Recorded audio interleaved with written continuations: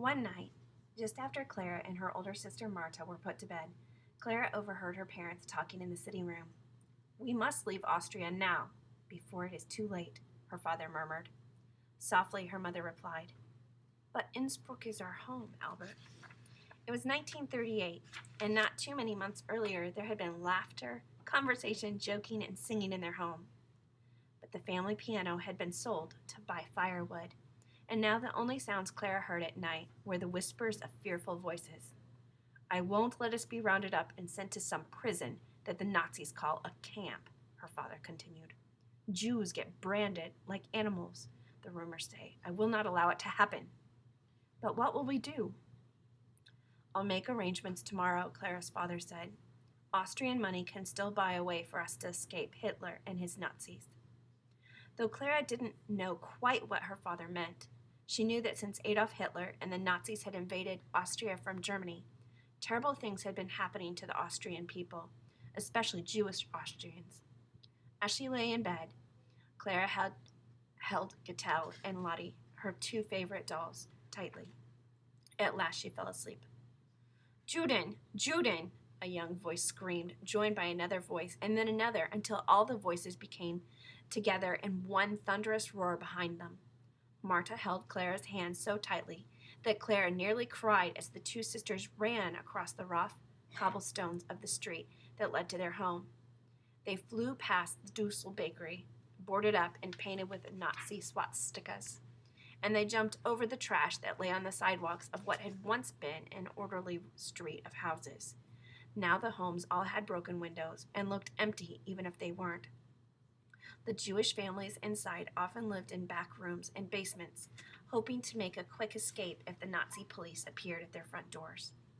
Clara didn't have to turn around and look to know that among the group that was chasing them was her best friend, Hildy.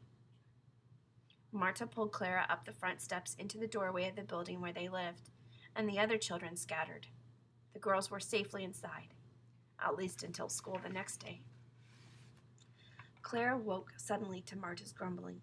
"You kicked me again," Marta complained, turning on her side to go back to sleep. "You were dreaming." The real chase had happened more than a week earlier, but Clara still dreamed of it. She got up from the bed with her two dolls in her arms. "Mama," Clara whispered as she entered the shadows of the sitting room doorway. Her mother looked up, startled, from where she sat in the candlelight, because there was no money to pay for electricity. Lately, any little noise in the house alarmed Mama. "Another nightmare?" she asked softly.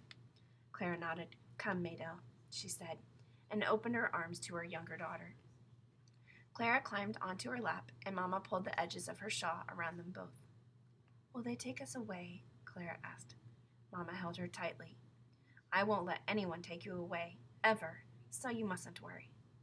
"But they chased us, and the Nazis took Mr. Dussel. I saw them, Mama. They broke the windows of the bakery and went in and dragged him out to the street," Clara whispered. "They laughed when Mrs. Dussel begged them not to take him away, and one of them spit on her as they drove off." Her mother did not answer. There was nothing to say because it was all true. The Dussel kosher bakery had been raided, and Mr. Dussel arrested for continuing to bake and sell kosher goods to Jews. The bakery had been boarded up, and Mrs. Dussel had gone to live with her daughter and son-in-law. No one knew where Mr. Dussel was now. "If we're very careful, we'll all be fine," Mama finally replied. "Now go back to bed, Clara." But as she slipped from her mother's lap and moved toward the room she shared with Marta, Clara could see the worry on her mother's face as she began to remove the yellow stars that were stitched to the tattered coats of her two daughters. Climbing into bed, Clara arranged Gatel and Lottie next to her beneath the covers. The dolls had once belonged to Clara's grandmother.